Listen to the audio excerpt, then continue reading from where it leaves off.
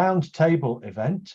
We're going to have Lyse, who's on the panel, Yvonne is on the panel, and Dr. Sayal-Bennet. Anu is consultant clinical psychologist and has worked in CAMHS teams, sees a lot of young people in your service. I bet you do. And there's a whole litany of things that they present with: anxiety, depression, self-harm, eating disorders, family difficulties, low self-esteem. The list will go on. So look, let's get to the nub of this. The purpose of the roundtable is, what does children and young people's mental health services and support look like? Who'd like to go first and just give us the dime tour in respect of, help us understand demand versus capacity as a first step? And by all means, use your own trusts as active examples. Lyse, it might be sensible to go to you first up. I wondered if Annie wanted to go first. I feel like my voice is the my voice. Oh, I'm happy to go first. I just have to say that, you know, the demand for children and young adults mental health services is off the scale. And it's been amplified, I think, by lockdown. Even prior to lockdown, many CAMHS teams were dismantled. They were sort of mainstreamed into more multidisciplinary teams. So resources were already declining. And the presentations have been so positive, so I don't want to be, you know, a doom monger or anything, but the sad fact at the moment is that it is really, really, really difficult to access prompt and appropriate mental health services for children and their families. And I think this is one of the challenges that we're facing at the moment, because, you know, children are our future. We know about the neuroplasticity in the brain. Early intervention is so important. So, you know, I just hope we can try and be a little bit creative and collaborative, and co-produce some possibilities that also give kids choice, because I think it's a C word today: compassion, choice, collaboration, creativity. Forget all the P's that Yvonne was talking about earlier. We really have to put our heads together and not let down children and young people. All right, so I'm so glad you started off by telling the unvarnished truth, which is important. We need that honesty about where we're at. Do you think that representations based on that honesty are landing with any kind of effect within NHS England and the hierarchy there, where I'm looking at the fact there was a long-term mental health plan published 5 years ago? Yeah. I've not seen any updates throughout those 5 years on outcomes. I've not seen any updates on what do we do now. I've seen not any updates in respect of children and young people's services, despite the increasing demand that had come along. In other words, Anu, I'm very grateful to you for giving us the unvarnished truth. Do you feel represented? Do you think anybody's listening? Do you feel that there's a genuine determination to embrace these problems and do something about them? Well, I think the NHS is very good at rhetoric, but you know, you can't have rhetoric without having some access as well to purse strings. And the other thing is, you know, if you're older, if you're neurodiverse, if you're different, if you're young, you know, it's not quite as sexy, you know, in terms of, you know, I don't know, getting the help you need.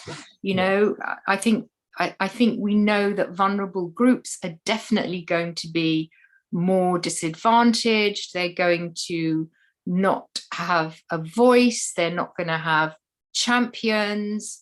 So I think that feeds into it as well. I mean, promises just aren't good enough, frankly. Well, I'm not even seeing the promises. That was the reason for my question, because I'm not even hearing the promises. It just seems to have been completely forgotten about. Well, I think, you know, just in the interest of time, I'm going to go to Yvonne, who's been patiently waiting there with her hand up. Yvonne, same question. Thank you. And no, I would like to say a huge thank you for being so honest. What you said completely reflects the experience of parents in my community. As part of the Newbold Hope work, we run a digital community that now has nearly 14,000 families who are dealing with extreme challenging behaviour in a child who also has some sort of disability or additional need. And it is heartbreaking to hear how hard it is to even get onto the referral list. And then when they're on it, we're not talking months anymore. We're often talking years before they're likely to get to the top of the list. And then when they do reach towards the top of the list, there seems to be another filter. And often their child doesn't quite meet the criteria, or, you know, because in some areas demand so far outstrips the capacity that they're having to put in different criteria, different, you know, filters, I suppose. And the agony of a family who have been waiting for maybe 3 years to then be told, oh, actually, no, you don't meet our criteria. Or even okay, so just in the interest of time, we haven't got a huge amount of time here, and I do want to get to some best practice ideas for the audience, but thank you for reflecting what Anu had been saying. Lyse, is anybody listening? Well, I guess I recognise what Anu and Yvonne are saying around demand, and I think we've seen that locally in our services, particularly around eating disorders. Has had huge, I think that's been documented nationally, huge growth in eating disorders, and our core CAMHS teams, and some and a rise in complexity, and certainly young people, you know, looking at where we're looking at tier 4 admission, beds admission with lots of complex needs, often care experienced or edge of care, maybe with additional neurodiversity. And I think so. I recognise all of that pressure. I think as a system, I was chairing our CYP mental health board this morning for Staffordshire and Stoke-on-Trent, and I think all partners are seeing that growth in demand. There has been investment, and I can only speak for Staffordshire locally through the mental health investment standard, and I think our rate limiting step in terms of delivering on that investment and expanding services is workforce.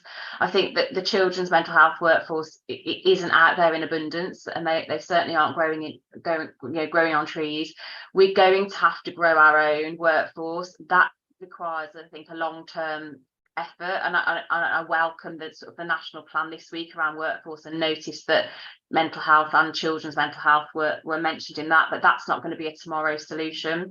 But I think we absolutely need to continue to put effort into growing out and developing our workforce, and I recognise how challenging that is when our existing workforce are tired and burnt out, and supporting, you know, trainees and new people through the system is really difficult.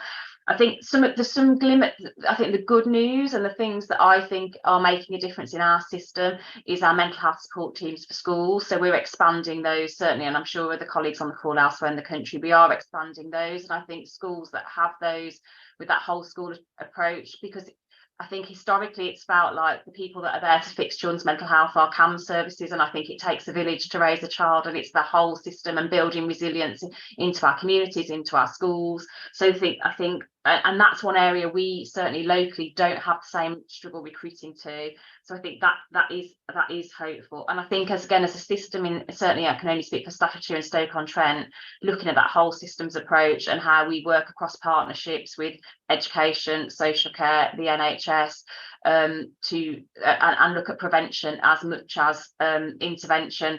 And I think probably what we're seeing now is probably a consequence of upstream preventative services and children's services eroding over the years and being reduced. And I think if I could make any pleas to the powers that be, to be invested in that universal, that preventative, and maybe some of that more targeted prevention. Yes, we've got to deal with the children we've got here and now who are in crisis and need support, but we've got to do something different so that this doesn't go into the next generation and the same growth again over the next 10 years. I think that's very fair, Lyse. The fact this is not a sudden deterioration. This has been a product of neglect for many, many years, I suspect. Just important to point out, Elizabeth Fish, I'm grateful to Elizabeth. I think from the Nuffield, Elizabeth's just put up a report that the Nuffield recently produced, where they looked at the lived experience of children and young people in healthcare provision, particularly around mental health. And there is a link to that in the chat. If you're looking there, I can see that Jane has got her hand up. We'll come to you, Jane. Do feel free to offer some insight. Yeah, it's building up really on what you've just said, around the village. It takes a village to raise a child, and I think that's potentially some of the issues that we're seeing within services at the moment. Is the number of referrals has most definitely increased. There's no argument about that. But our services work slightly differently. So CAMHS and neurodevelopmental services are separate, and I think there's some consideration really in the numbers coming forward for neurodevelopmental assessments, for example. It's the provision while they're waiting, and it is that village raising a child's situation that actually, an assessment and a diagnosis is one thing, but it's the world that they live in that probably needs to be changed. And if you can change that, you might actually find that, an awful lot of assessments are not needed because the community supports that, supports the child. Like we were talking about, for example, like high schools now, these super schools being, the sensory overload from one of those environments, for example, are not going to be helpful for a child potentially with neurodiversity. And, and I think early intervention is difficult when it comes to neurodiversity as well, because it's not something, it's who the child is. It's not something that you're going to fix, if that makes sense, and so early intervention in that sense should be more around how do we make our community more friendly for those with neurodiverse needs, the same way that we look at things for things like dementia, for example, and dementia friendly communities. Why aren't we looking at that? Okay, so if I may, I'm sorry to cut across you. There's no easy way to facilitate these virtual meetings, as I do hope you understand and support me with. But you raise a great point, Jane. And what I wanted to move on to, what I particularly want to get Lyse and Anu's perspective of, and Jane, you're welcome to stay in the roundtable environment and offer your perspective as well as a health professional. How should we be looking to manage this demand versus capacity equation, for want of a better word? What advice do you have for people who are trying to manage the service provision? Have you got any experiences or examples of things that you've done that actually have had a positive impact on our ability to take more people into the system that we know is so difficult to access? Or Yvonne, if you'd like to comment on this as well, feel free to. But let's try to offer some help to the people that are on this call listening in, who are interested in how do we manage these services better. Would any of you like to go first on that?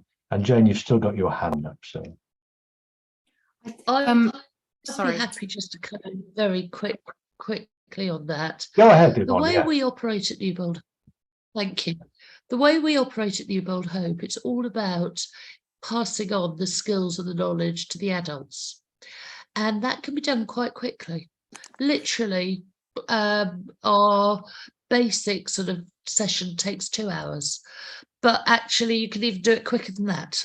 We've got all sorts of material, all sorts of things.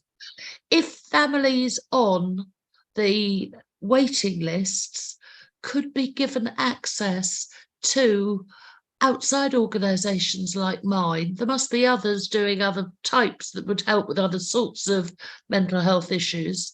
Perhaps, can you imagine if instead of waiting for 3 years, they could work with us, and in those 6 months, we could perhaps take a percentage off each waiting list? It's Okay. perfectly possible, but nobody's doing So it. using Newbold. So, you know, there are other ways of looking at things. So Newbold and other agencies. Jane, let's go to you next. Yeah, it's really simple actually. One of the things that we look at is asking what matters, you know, and that actually can be a very simple way of finding out that actually, you know, it's quite often that some people will go onto a waiting list because they're trying to manage something with their child, and actually asking the question about what matters. It's not the diagnosis that matters, it's all of the support that sits around that diagnosis. And if we could figure out what matters and fix what matters, then actually they may not even need a diagnosis at that point. It's a great observation. I know you were wanting to speak. I was just going to, you know, agree with Yvonne about the importance of skill transmission. And, you know, some interventions that we use would be, you know, instead of individual work, you might do some group work, you might do some workshops, etc., etc., etc. I think that's all fine. But if we're talking about providing choice in mental health care, I mean, yes, when people are on waiting lists, they're given access to all sorts of websites and so on and so forth. But, you know, when a kid is depressed, when a kid is nearly dying of an eating disorder, I actually don't think that that is good enough practice at all. Some kids like to work remotely. Some kids like to be relational. They like to sit in a room with another human being. They need attachment.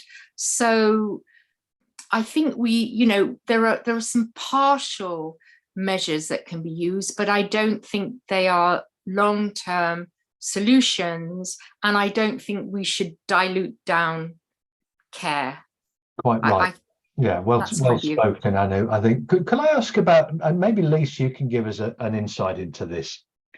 This term wait list is actually rather misleading because it implies that there is one criteria and everybody's just waiting, and whoever's joined first gets seen first, etc. How do you go about managing patient priorities? I wonder if you've got any insight into that, so that actually we know where the most serious conditions are, that perhaps they need to be seen more urgently than others. How do people who are in the audience today, what sort of advice could you give them about this management of priority, if that makes sense? It's a really live issue for us, particularly in areas where we've got waiting lists, in terms of that we're prioritising based on clinical need, and actually that to coin a phrase, people are waiting well, or there's access to support while people are waiting in case there's a change in need. So it's something in terms of that we're looking at in terms of how we risk assess waiting lists, but also how we offer support. So one of the things that we've done as part of our attempt to sort of integrate our services, and I mentioned earlier we were bringing together services from across a range of providers, was to have a single front door. So we now have got a front door for we've prioritised our emotional health and wellbeing services. So I know when I first joined the trust and I went out and shadowed, I was sitting in on our school nursing, or our 0 to 19 hub, which had school nursing in, where there was a mum ringing in about their child self-harming. And we had CAMHS route of access, and then Action for Children, who are a local emotional health and wellbeing provider, had their own front door. So I think for professionals and people out there, it was really hard to know, who do I go to? And actually, if you went to 3 different places, you'd possibly get 3 different responses. So one of the things we've tried to do is centralise our points of referral. We have clinicians on that point of referral, and they are also able to offer telephone advice and guidance to either parents and carers or schools, teachers. And that also gives us the route, if things do change, we can offer people the advice to ring back in and let us know things have changed, but also get some help at source. But how we prioritise and clinically prioritise people that are waiting is a really live issue. That's something we're actively working on. Anybody else got any perspective on this? I know it's a hot topic. and one of the things that we've not spoken about, is the role of primary care in this regard, and to the extent to which they're referring people appropriately and sensibly, and and there must be a great inconsistency across that space. I just wonder if you've got any comment there. Certainly, picking up on Jane's point about our neurodevelopmental services, and to a certain extent our children's mental health CAMHS services, speaking with GPs, often they say they don't feel they're best placed to make the referral, because actually they probably get 7 minutes with that young person and parent. We all know what it's like accessing primary care, and and so we really actively encourage referrals from schools, or self-referrals, or referrals from parents, because they tend to know the young people better and can provide us with better information at the point of referral. So with our GPs' consent, and we kind of are trying to, where possible, take them out of the loop unless they really want to be in it. Perfect. Thank you very much. I can see Julie. Julie, it's great to see you here. Julie Keith from Birmingham, North Birmingham and Solihull. Is that correct terminology? Mental Health Trust? It's Birmingham and Solihull. Birmingham and Solihull. Forgive me.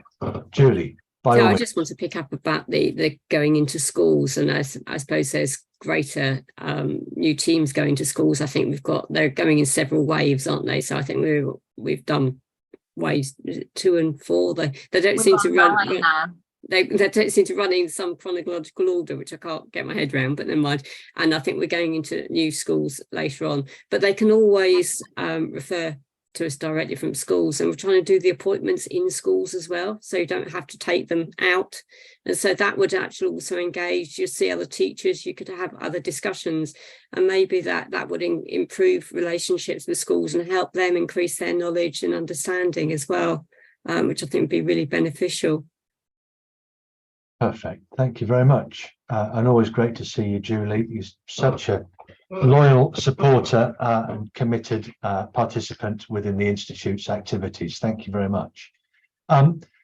Let's move this along, if we may. Is there anything else that, Yvonne, that you think that the profession should be embracing in respect of a new approach, perhaps, to children and young people? You've got Lyse and Anu here. We've got countless people in the audience who would love to get the patient's perspective, and you've given a very honest testimony from your son's perspective. But what are we still missing, do you think, that would really sprinkle the fairy dust? Oh, goodness me, that is such a good question. That's why I'm here, Yvonne. Thanks, John. So much I could say on this. I think that since the pandemic, our whole society has changed. And yet I think that we're all rushing back to try and get back to where we were in 2019. We can never go back. You can never undo a great big huge wound that the pandemic caused society. But there were good parts of the society too. And there were good parts, there were good things that came out. There were some silver linings. I think we need to acknowledge that society has changed. And I think we need to look at the pandemic and look at the things that we could learn from it and run with them rather than try and bury them and go back to where we were. So they would be, right, okay. Well, your top 2 there, what would they be? Right, okay. Attitude towards schools. So many children in my community cannot attend school because school is a place where they don't feel safe. They don't feel frightened. They feel frightened.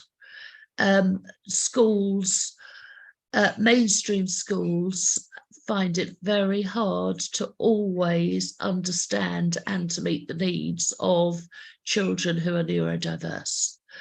In my community, particularly when behaviour starts, in my community, I know of thousands of children who are off school long term. And some of them because they can't have a school place, some of them because they're excluded.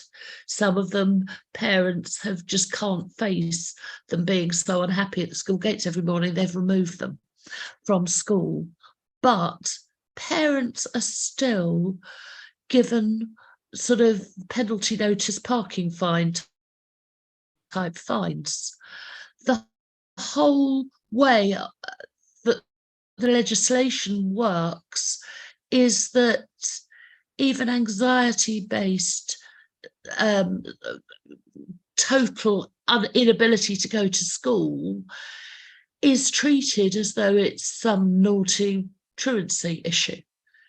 And I think there's such a mismatch in what parents are trying to cope with and the pressure the schools are under to get kids in through those doors and on the register, whatever.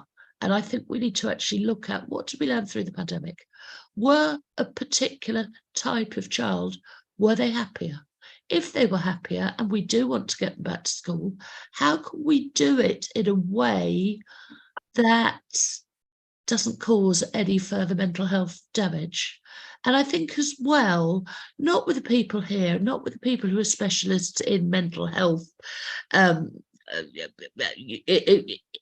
in mental health themselves, but I think generally in society, adults often are very dismissive of children who are anxious. Things are seen always as being a behaviour. Well, you know, just tell her to go. Make sure she gets her shoes on and get her into school. It's not that simple. And the more, you know, parents need help, support, and understanding, and children need help, support, and understanding. Okay, and I see this every day in our private group. Not happening. You've said, but you've got an audience today of predominantly mental health professionals and practitioners. What would you say to them in respect of stuff that they can take some control of doing? They could be more vocal in their local areas. They could be sticking up for these families, telling schools what it's really like, offering advice to parents, even if that parent is on the waiting list. If that child is going to be out of school for the 3 years it takes to get to the top, could we have a little newsletter with little tips, little ideas, just to keep in touch, so those parents don't feel that they've just been completely forgotten, and those kids still feel that they're in the system somehow and that people care? You know, too many kids' futures are just being squandered because adults aren't stepping up, and we're all rushing to get back to 2019, which is never going to come around again. Let's move to a better 2024 with all of these lessons we've learned embraced. Does that help? That helps. That's what we're here for. We're trying to help the audience here today to understand where do we go from here, basically, in terms of provision. So that's very helpful. Thank you. I'll ask Anu, really. I'm going to come to a daft question later on, so I'm just giving you the opportunity to think of what each of you. I'm going to grant you 2 wishes around what we should do next. But Anu, what would you like to see us, if you could speak to your fellow mental health professionals on the call today, what would you advocate to them in respect of how we might improve matters? You know what, I think I would just like to go back to, non-judgment, being compassionate,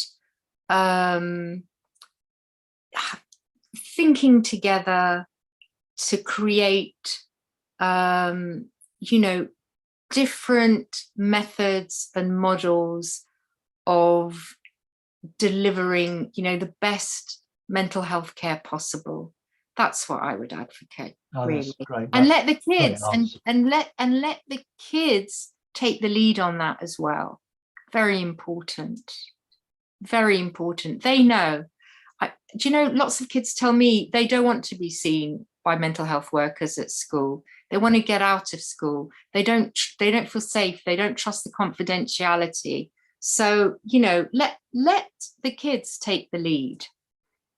That's a great answer. I'm so glad I went to you for that one, because that's kind of exactly what was going through my little head as well. But nobody would have listened to me, So, you get all the laurels there. Lyse, can I ask you the same question? What would you like to see change? So workforce. I think if I could change anything, if I could wave a magic wand, I think workforce would be. Can I just, may I interrupt you? Because I'm so pleased that you've said that. But when I read the workforce plan, and I have read it, you know, I must be one of the very few people that have waded through all something like 158 pages of it. There's plenty about recruitment of new clinical personnel, and that's perfectly laudable. I didn't read a great deal about what the heck should we be doing in terms of how we manage, lead, inspire, and ensure the well-being of the workforce that we currently have. So the retention bit I thought was really light and porous. I think there's hope that the ICBs and so on will step in and come up with some ideas. There may be money for well-being hubs and such like, but I'd be really interested in respect of, you know, from MPFT's perspective, for example, in your role, how should we be making sure that people who are at the very limit of their capability to do what they do on a daily basis, because nobody can operate at 100% day in, day out. How do we make sure they're listened to and looked after?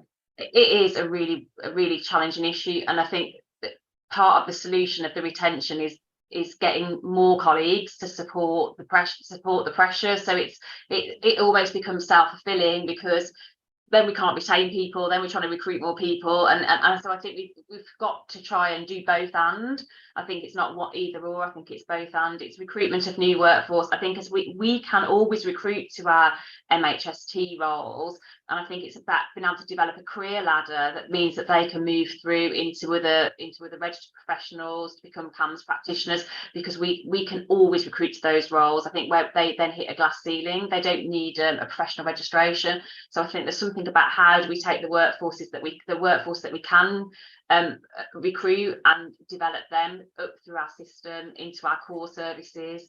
That feels like something that is in our gift.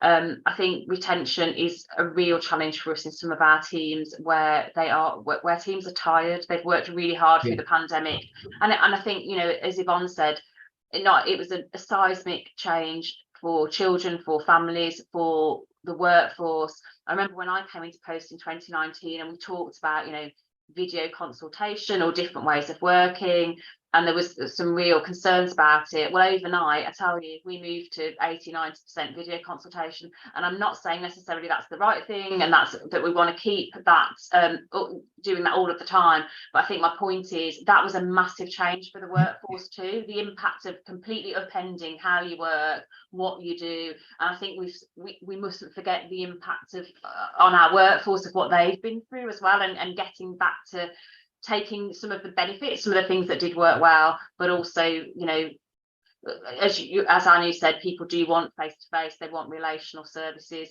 We can't do it all digitally. So I guess there's a blend. And there's also something, I guess, going forward about flexible working, around different ways of working. I think not very few of us certainly those of us not in patient-facing roles, get in a car and drive to an office every day, which we did absolutely without thinking pre the pandemic. And I think the workforce probably want different ways of working, more flexible working. We've all realised through the pandemic that there's other ways of working, be more to life, and I think we're going to have to grasp that as well in a very different way, and think about how our workplaces look and feel in a very different way. Do you think we're a good employer, the NHS? As an NHS? Well, I think again in some of these sectors there is private practice, and we do see the pull into private practice where people feel they might be able to deliver more therapeutic work than they feel able to, given the amount of crisis work they're doing in the NHS.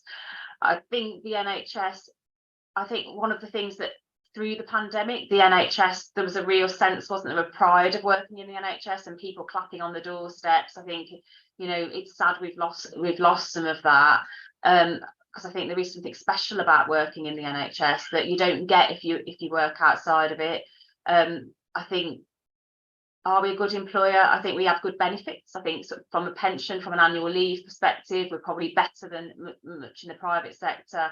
But I think how we continue to recruit, retain, and compete with other employees, where there is a choice now, we've got people can choose and vote with their feet, can't they? I wish I had all the answers, because I wouldn't have the vacancies I have. Well, we're going to be within the institute, we're going to be looking at this question of, are we a good employer? in the coming months and figuring out how we become a better employer, because all the evidence, all the testimonies that I see coming across my desk say we're deluding ourselves if we think we are. It is not nearly where we need it to be right now. No, agreed. Yeah. Julie, you've got your hand up. Thanks for coming in again.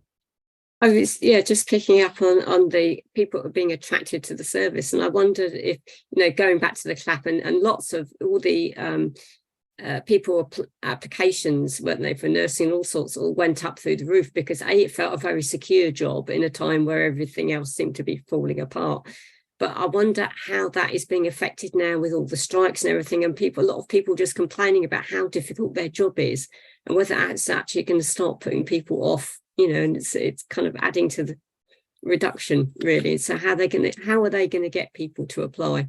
Well, and if I can just put some jam on top of your cream, Julie, if you'll permit me to do it that way round. The fact is that we know that a lot of the nursing places now have got vacancies. Which is never the case, even 3 years ago, So it's all very well saying we're going to increase the number of places, but you've got vacancies for the available places right now.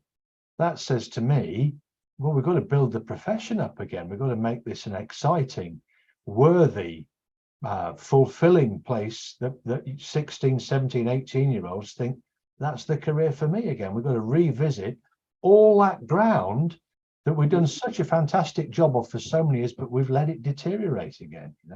We have to get back to that. All right, we've got 4 minutes. You've got 1 minute each, all of you fabulous people. I'm now going to don my genie hat, which allows me, of course, to now grant you each one wish. That's all we've got time for. So Yvonne, I'm going to start with you. What's your one wish to the genie of mental health? To the genie of mental health, my one wish is that we reset the NHS so that people are put right at the front. And when I say people, that includes every single member of staff, so that they feel safe, they feel nurtured, they feel cared for, and they feel that they're able to extend and receive compassion and kindness as a priority from all their members of staff. All right. Shazam, that's done. That will be granted. May not be immediate, can I just say, Yvonne? Please, those of you on the call, don't expect this to all work within the next couple of minutes. May take a little longer than that, but the wish has been granted. It can't be ungranted now. Anu, what about you? I just wish for some truly magical healing for service users, for service providers, so that they can heal in all the broken places. That's my wish. It's a big ask, but Shazam, the genie of mental health, grants that wish. Again, please don't be looking for the next minute. It may take a little longer than that.